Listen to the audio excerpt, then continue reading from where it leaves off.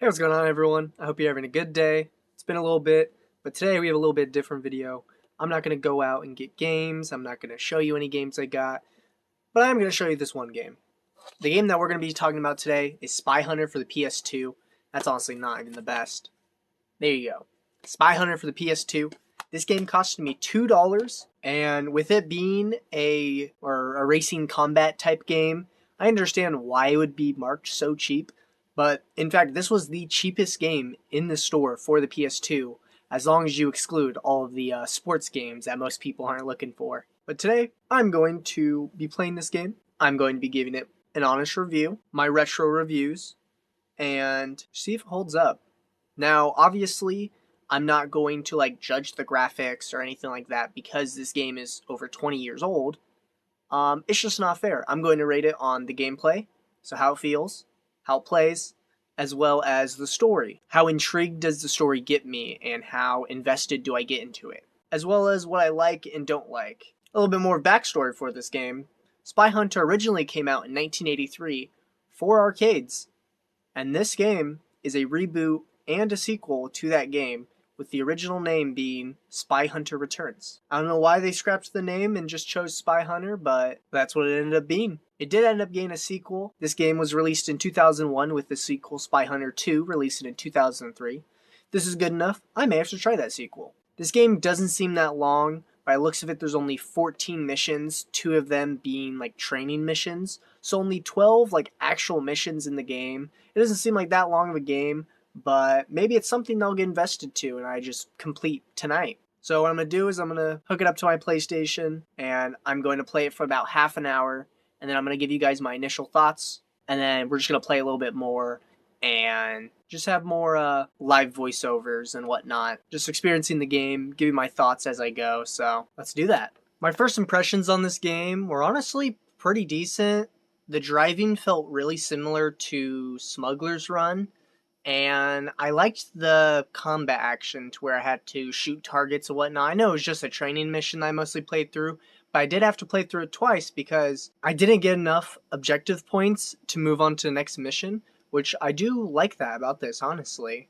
Being able to actually have to replay the game gives it a bit more game time, and I like that. I think that's a really smart way to get players to actually play your levels more rather than just play through it once and not touch it again. But overall, I'm having decently fun. We're going to hook this up to my capture card, and then we're going to actually play an actual level where I actually have to go up against bad guys? I don't know. There was also a cutscene, which I thought was pretty cool. It was in between levels. I didn't get on camera, unfortunately, but that was really cool. I actually sat there through the cutscene. I normally skipped cutscenes most of the time, but I actually sat through, was listening to them, and it seemed pretty cool. It was this group of people trying to make satellites and make the power go out for everyone. I don't know. It was really cool.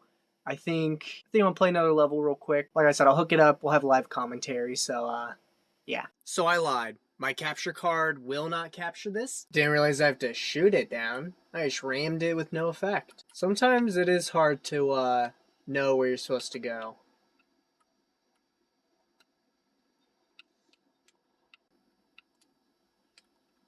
Shit.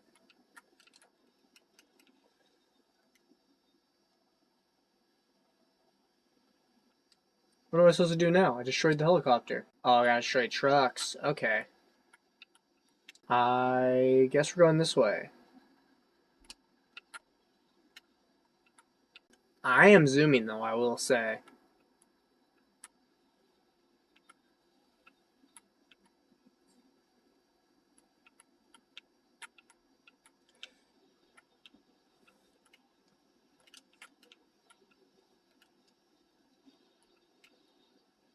Uh-oh.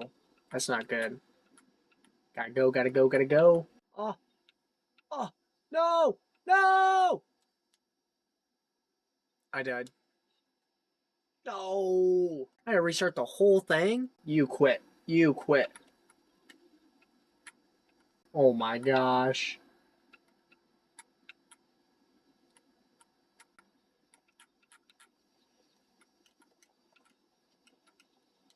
Oh, okay, thank God, thank God. I can get my car back. Yes! Let's go! Okay. Ooh, and it refuels ammo. I did not know that.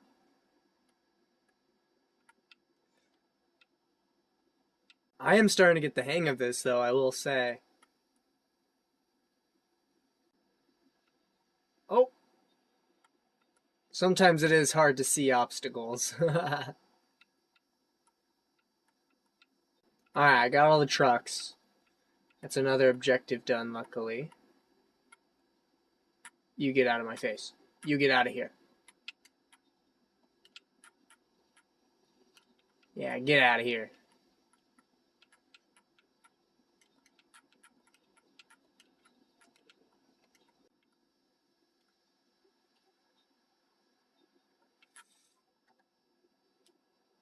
Yeah. Let's go. That was a good mission. I like this. I'm starting to like this. I didn't activate the sitcoms. Oh well. But I did get a ×2 gun capacity. Let's go.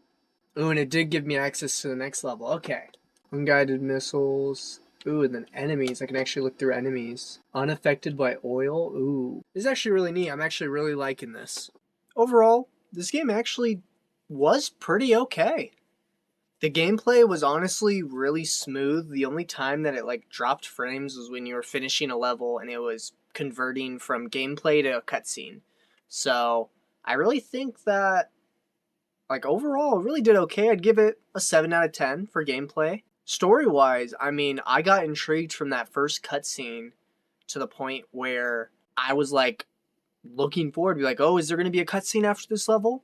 So that's something I'm really going to be looking forward to, and I'm obviously going to watch the other cutscenes when I keep finishing this game. What did I like about this game? Well, I did like the cutscenes like I was just talking about. I really liked that. I think many PS2 games didn't have that, and whenever I see those, it's really nice, and it just shows that the developers really did all they could to make this an actual interactive experience and like to have this immersive gameplay and story alongside it. Another thing that I liked was the objection points. Needing to replay each level until you get enough objective points to move on to the next is actually a really cool idea so that players aren't just playing your level once, moving on, and calling it a day. I think it's a really smart way to actually get players to replay the level and to really know what they're doing. The last thing that I liked was being able to switch from a car to a boat when you get into water, and then when you get damaged, your car turns into a motorbike. I think that's really cool. I like the idea. I like the weapon van coming up to you and actually being able to repair your vehicle. I think that's really cool. Now, what I didn't like about this game were the unclear objectives and the level design. What I mean by unclear objectives is in that first level, one of the objectives was to place trackers on boats. It didn't tell me how. It didn't say I had to click a certain button. And no matter what I did, both times I played that level, I failed that objective because I didn't place a tracker on them. So stuff like that to where they don't really explain what you're supposed to do, and older games do struggle with this a bit more than modern games, but it's honestly not too bad. I wasn't able to not complete a level because of it. And the reason I don't like the level design is while the levels do look really cool and I like being able to go inside buildings and come out or go off-road into the dirt, I think that's really cool. What I don't like is how unclear it can be sometimes on where you're supposed to go or where the next objective is. And so there's times where I caught myself being like, oh, do I go this way? Do I go that way? And so that's just another thing that I can't say improve on. This game's over 20 years old, so that's something that I don't like about this, and I think could have been done better. But overall, I give this game a 7 out of 10, or 3.5 stars if you're counting on that metric system. And would I recommend this game? Yeah, I would. Honestly, it's a bit different than normal racers, and I really feel like this could be fun for someone who just has extra time on their hands and wants to play a game that doesn't involve too much brain activity or trying to actually work towards achieving something.